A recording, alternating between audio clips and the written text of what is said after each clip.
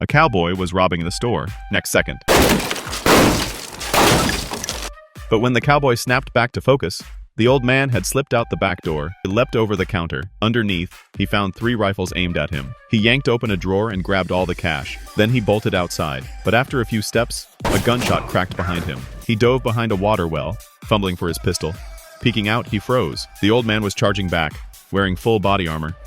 The cowboy fired. Bullet after bullet bounced off the steel plates.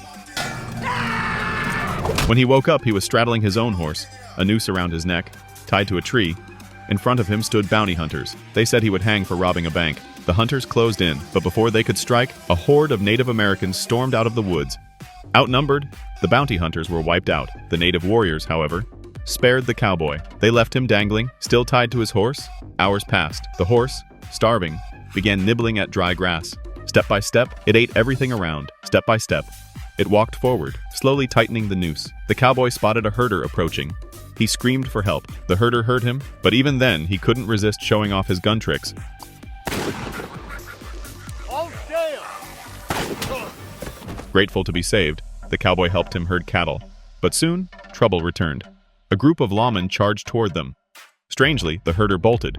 The cowboy, confused, stood frozen. Moments later, he was arrested for cattle theft. The cattle were stolen all along. He had been set up. Soon, he found himself back on a gallows. The others wept in terror. But the cowboy had already accepted his fate. It wasn't his first time facing the noose. He had survived even worse ways to die. A main character never dies. As he looked around, his eyes locked onto a beautiful woman in the crowd. She smiled back. He swore to himself, if he lived, he would marry her. But this time, luck was no longer on his side.